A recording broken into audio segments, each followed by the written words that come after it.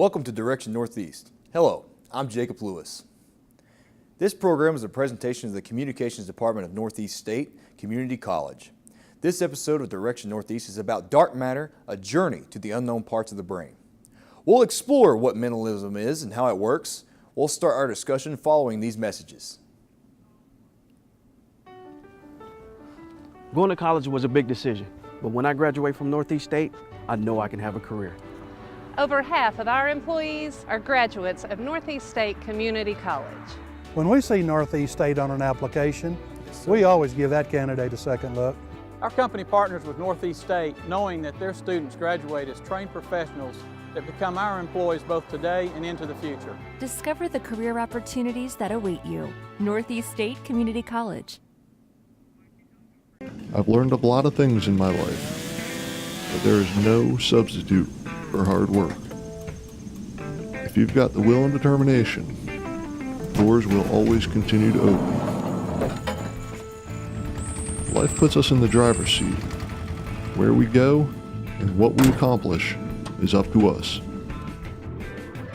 What's that old saying? When the going gets tough, the tough get going.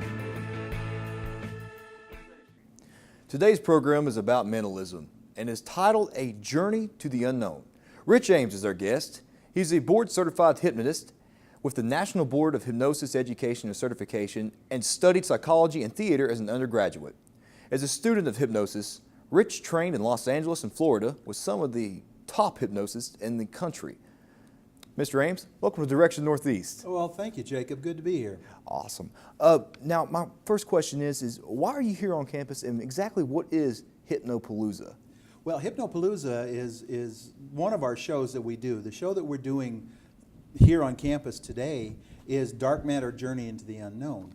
It's more about the unknown, things that you can't see, and it's basically mentalism and mind reading, that sort of thing.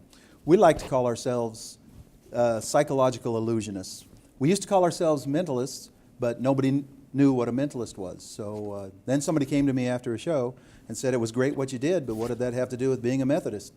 So we decided not to call ourselves mentalists anymore and just call ourselves psychological illusionists. We are board-certified hypnotists, my partner Marielle and I, and we have this great show where we do a little bit of hypnosis, a little bit of mind reading, a little bit of telekinesis, which is moving things with our minds. We just have a lot of fun. Well, that's awesome, man. Now, you're certified in this, and Yes. what exactly, how did you get certified in hypnosis? Education, education, education. Education? Education and testing, that's what you have to do. Plus, in order to be a certified hypnotist, you have to not only get all the education, you have to go through a course of hypnosis yourself, you have to be able to be hypnotized, as well as being able to hypnotize people. That's awesome. That's awesome. Now, do you consider yourself a mentalist? Yes. Like I said, it's a weird word. Some people call us that. We prefer the term psychological illusionist. We present things using the mind that seem impossible, but are obviously not impossible because we do them right there on stage. And in the audience. We go down into the audience and create some impossibilities right there. That is awesome, awesome. Now, now I know that some people will probably get this confused with magician work. Yes. And how do you respond to that when somebody comes up and asks you that question? I'm not offended by it. Some mentalists are offended.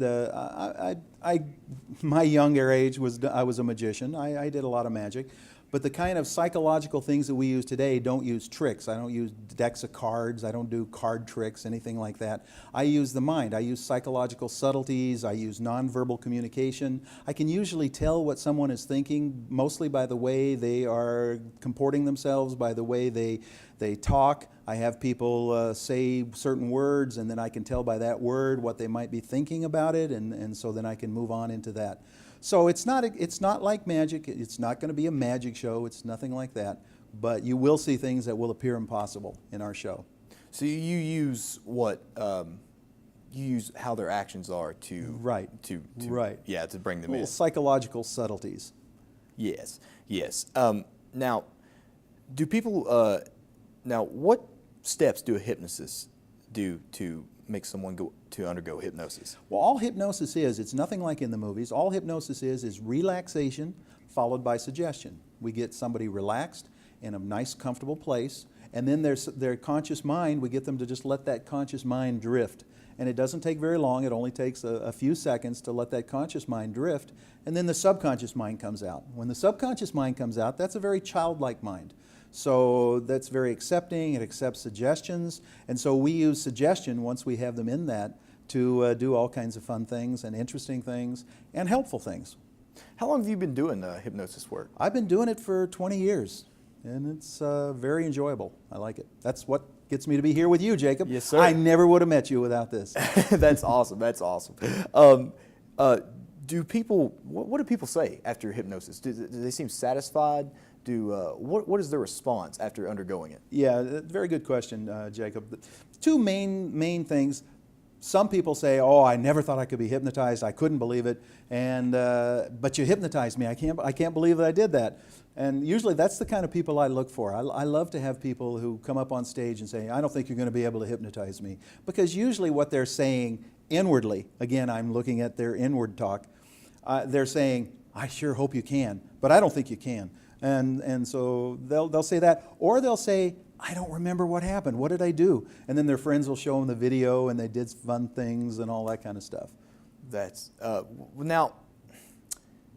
Does anyone ever been surprised when you do it when you make someone go hypnosis? Do they are they like, man? They're like, They wow. get surprised, yeah, absolutely. Yeah. Surprise is a pretty common thing, but I get them in such a relaxed place that the surprise is not startling. It doesn't cause them to be startled. I think that's important, and we put the whole show together with a beginning, a middle, and an end, and much less hypnosis in this show than there is the mentalism, the psychological stuff, but.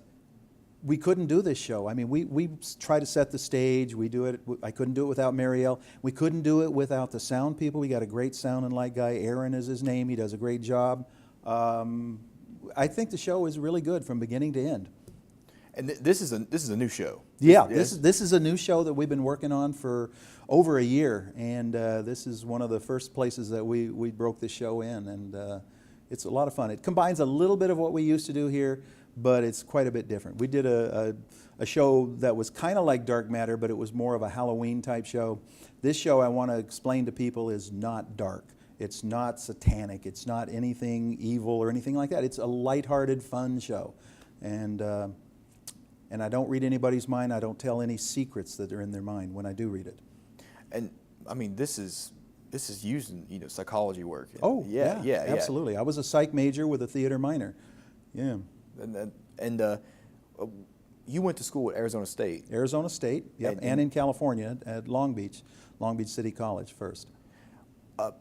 Now, would you recommend that for anyone to undergo hypnosis that they should be certified in that work? Yes, absolutely. That's one. Unfortunately, one of the problems with hypnosis is that there are a lot of people who call themselves hypnotists who just don't have the skills, don't have the training. There are actually courses of hypnosis that you can take through mail order. People get DVDs and stuff and learn how to do it. And I think you have to go to a certified hypnotist in order to really get good. Can you explain to me exactly what precognition is? What is precognition? Precognition. Precognition, yes, Precognition. Sir. Yeah. Precognition is basically knowing what's going to happen before it happens. We do a couple of different examples in our show. We have somebody pick an imaginary book in the show, and there's no real book in their hands, and then they flip through it, and they pick a word that's on there. Well, obviously, they're just using their imagination to find a word.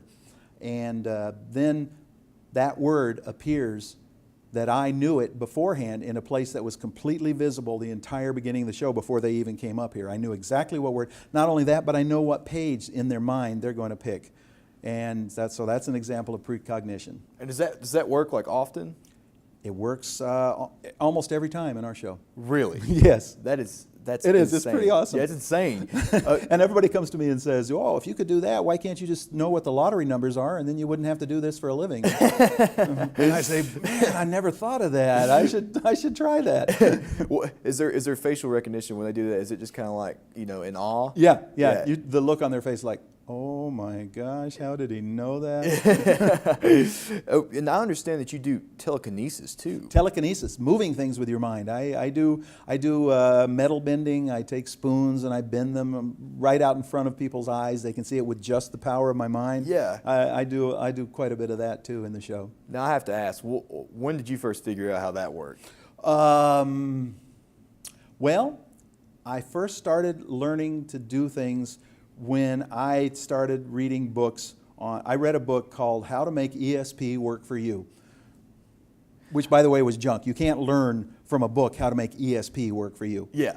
But I tried and I tried and I tried to do things like read people's minds, and I would go up to people and say, "Think of something, and I'm going to tell you what's in your mind," and I Yeah. would stare them in the eyes, and almost never worked. And then I started studying more psychological subtleties. I started learning that actually people tell you what they are thinking by the way that they move, by their all their nonverbal communication. Like I always state, for example, you could read somebody's mind. If you're sitting on a park bench and you see a guy next to you and his girlfriend sitting next to him, and a good-looking girl walks by, and he looks at her, and she slaps him in the shoulder or punches him in the shoulder. Now you know what she's thinking. She doesn't have to tell you what she's thinking. So there's a lot of ways to know what people are thinking. And if you study it, if you work hard at it, you can get a lot better at it and make it appear to be almost magical. You're talking about magic. You can make it look almost magical.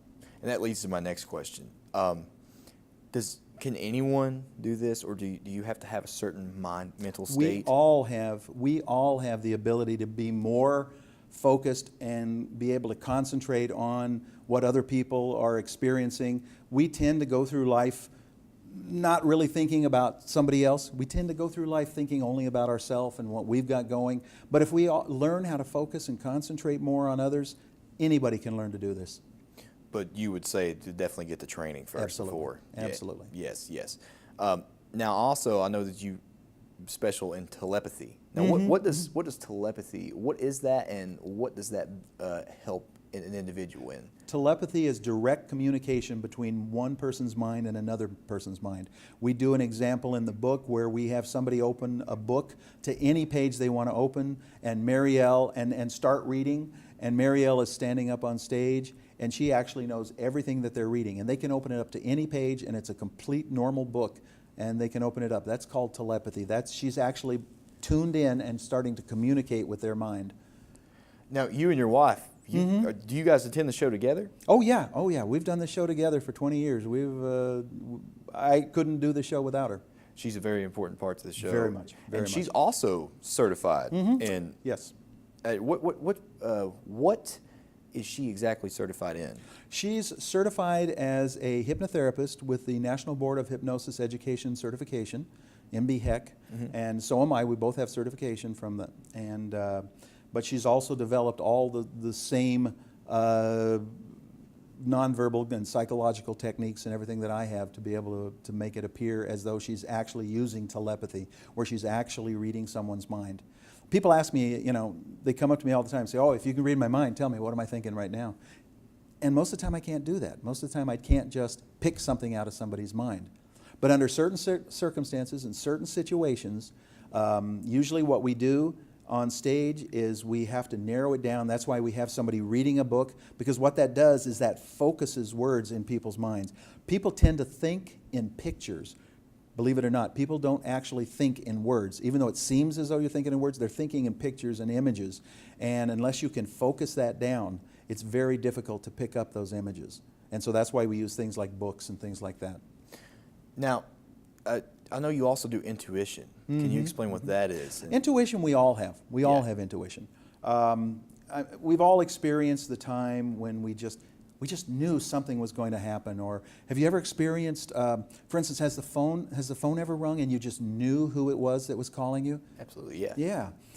Well, that's caller ID, but that's not. But anyway, No, but seriously, we all have an intuition, and intuition is not supernatural. It's nothing like that. It basically, all intuition, sorry about that. All intuition is a culmination of our experiences. We've all experienced things, we've learned things, we understand things that are all in there that we don't really know. And sometimes something happens, or something's about to happen, and all of those experiences and learning things that we've gotten gel together. And it's what we call an aha moment. Oh yeah, that's intuition. That's an example of intuition. And we all have it. We all have the ability to do it.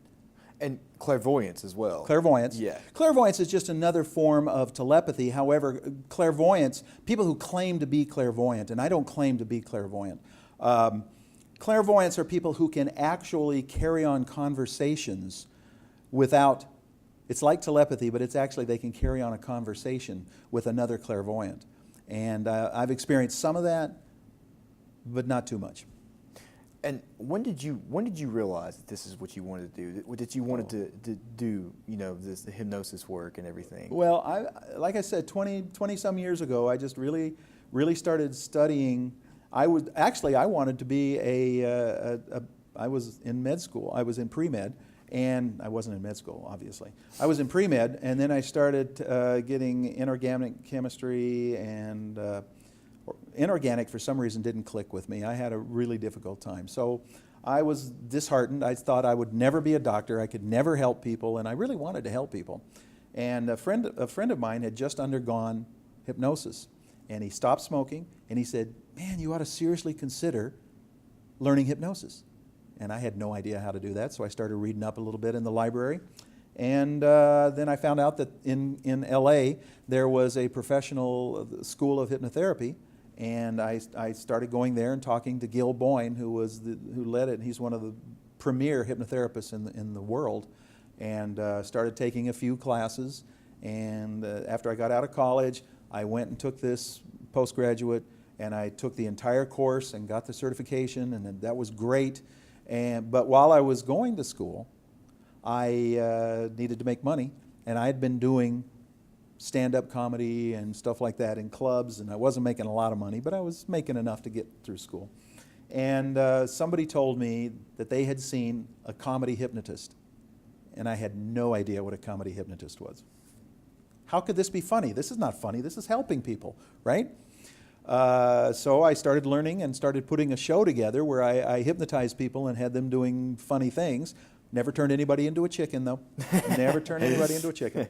But you start having people do funny things, and I thought, wow, that's great. I started putting it into the shows at the clubs and stuff, and it was so awesome that I just decided, that's great. And so now we do a little bit of professional hypnotherapy. We help people quit smoking and that sort of thing, but most of it is just traveling around to colleges all over the country and having fun. So you guys have a lot of fun with this. And Oh, are you kidding? Yeah. So this is. So what all would you expect in this show? What can people expect without giving too much away? They can expect the unexpected. That's what they can do. They can expect to come and have no idea what is going to happen next. And I guarantee you, not only will they have some laughs, they will walk away saying, "How did he do that? How did she do that? That was amazing." So, and it's great fun for the whole family. Everyone from the kids to the grandpa and grandma, they just love it. So it's all age requirements. All age. Psychokinesis. Psychokinesis is essentially the same as telekinesis. As a matter of fact, we don't like using the word psychokinesis anymore. It's basically just moving things with your mind. So it's the exact same as same. telekinesis. Right. How many people have underwent hypnotism through you Oh, throughout 20 years of this? I would estimate on stage I've hypnotized probably 50,000, 60,000 people. 60,000 Yeah. people. And that doesn't even count the workshops and lectures and things that I've done to large groups where we've actually done it to several hundred people at once. Yeah, we've done a lot. Is it mostly positive responses when they go under? Or? Almost exclusively. Almost all the time. Yeah, that's one of the reasons you always want to be sure that any hypnotist that you're dealing with is a certified hypnotist, because they learn how to deal with things like abreaction, which is just a fancy term for an abnormal reaction.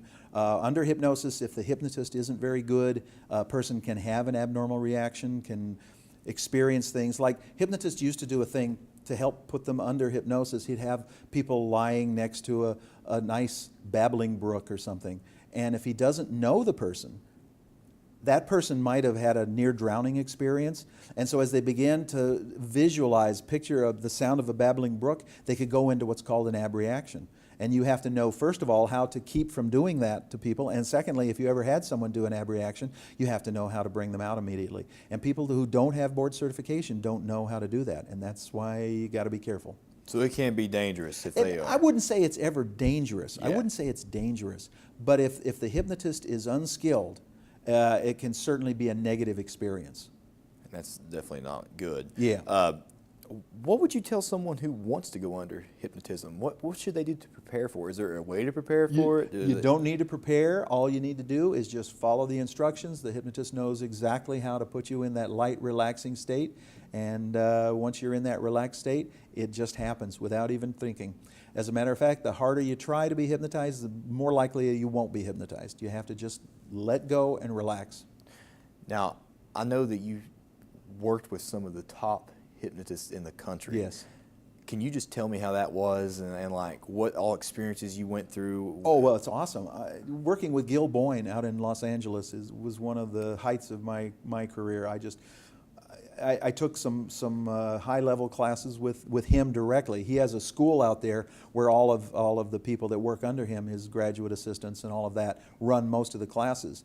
And he has just some graduate level classes that are very, very intense. I'll just call it intense. And it was so wonderful to be able to work with him and learn so much about it. The history of hypnotism, Yes. you know, all out through the years. Yes. Would you say it has, I would say, you know, upgraded since the past? Has there been like more interesting things found out? Yeah, you know, the thing about hypnosis is there is no one theory why hypnosis works exactly as it works. Everyone who has experienced hypnosis, everyone who has studied hypnosis will tell you that it's very effective. It is a very effective treatment modality for a lot of different things. But everybody has a different theory on, well, you know, it works because of this, it works because of that. Back in there was Mesmer was the original person who brought what's called the modern form of hypnosis. They call it mesmerizing and all of that. His name was Mesmer, but he dealt with magnetic forces within the body. He thought that people went into trance and everything because of magnetic forces within the body. That was debunked, and it has nothing to do with magnetic forces or anything like that. But basically, every hypnotist can tell you is if you put person in a working state, that's what we call a working state of hypnosis, you can accomplish wonderful things with them. They'll be able to accept things. There are things like age regression. People who have phobias and things, we can regress them. I don't do age regression, but it's a wonderful technique. Sending people back in age to when the triggering event was that started them being afraid of something, afraid of snakes, whatever their phobia might be, and then helping them to learn to deal with that and then bring them up, and so then they can actually begin to lose that phobia or that fear. There's just so much you can do with hypnosis. And hypnosis is great, but as an entertainment medium, there's only so much you can do with pure hypnosis, a pure hypnosis show. That's why we branched out into the mentalism, and the two together, I think, mesh really well. I think they make a wonderful show and a wonderful post-show, because after the show we do a workshop where everybody gets a chance to learn how to use self-hypnosis. Everybody in one of my shows learns how to hypnotize themselves, and it's a skill they can take with them the rest of their life. What you say you teach people how to Yes, we've hypnotize. done lectures and yeah. What would that benefit for somebody to learn how to hypnotize? Everybody, pretty much everybody, has goals in their life, things they'd like to change, things they'd like to do better. Maybe they'd like to be a better student. Maybe they'd like to get rid of test anxiety. Test anxiety is an important thing for college students. Or maybe they'd like to quit smoking, or maybe they'd like to be better at sports. Any of those goals, if you can narrow down what it is that you'd like to accomplish. For instance, We've worked with basketball players who were terrible free throw shooters. Wish we could have worked with Shaq way back at the beginning. But anyway, or whatever their weak point is of their game. We work with those people, teach them how to hypnotize themselves and to learn how to tell themselves that they're really good at that part of their game, and their game begins to evolve and begins to improve. So you can actually help people with like just hobbies and with athletics and everything like that with hypnotization. Absolutely. That's insane. Yeah, just look right into my eyes, and the next time you do your hobby, you will do. Never mind. And it's really awesome that you're here at the campus. Yeah, well, glad to be here. Can't explain like how much we're glad to have you here. Now, I'm guessing these shows are very energy packed. Oh yeah, indeed. Yeah. Now, is your wife as energetic as you? I hope so. How would she keep up with me? No, how would I keep up with her? No, we both exude energy, and that's how we're going to stay young until we decide to stop doing it. And I don't know when that'll ever be. And you guys are based out in California right now, correct? Right now we're in Las Vegas. So, as far as hypnosis goes, is there, I know some people are going to, not want to go through it, and you mentioned it earlier, they said it was satanic or dark matter. What would you tell those people? All I tell those people is that's just a total misreading of what hypnosis is. Unfortunately, so many people have an attitude about hypnosis that is based on what they've seen in the movies or the TV, or it used to be, many years ago, people thought it was anti-religion in some ways. But now, every modern religion accepts hypnosis as a very competent form of treatment for many different things. So it's not satanic, it's not dark, it's fun, and there's no reason whatsoever to be afraid of it. That's awesome, Mr. Ames. Can't blame you for coming in. Thank you. We'll be back in just a moment to wrap up Direction Northeast. Hi, I'm Michelle. I'm a wife, a mother, and a student pursuing my dreams. I came back to school with a passion to help people. Came back to Northeast State to study electromechanical because I like working with my hands. To be a producer. At 64, I'm a student and an entrepreneur. Wherever you are and whenever you're going, we are here to get you there at Northeast State. Over 10 years in investigations. 25 in heating and air conditioning. 15 years in the automotive industry. 22 in computer science. 23 years in healthcare. An engineer. A biochemist. A chemist. An award-winning author. Northeast State professors bring experience to the classroom, a personal education from a professional. Classes when you need them, where you need them. More than 150 programs. Visit northeaststate.edu. Northeast State Community College. We're here to get you there. That concludes the program for today. We talked about dark matter and learned what mentalism is about with board-certified hypnotist Rich Ames. Community is very important to the students at Northeast State Community College, and this program takes a look at a few of the subjects they find important. Until we meet next time, on behalf of the students, staff, and faculty of Northeast State Community College, I'm Jacob Lewis, and this is Direction Northeast.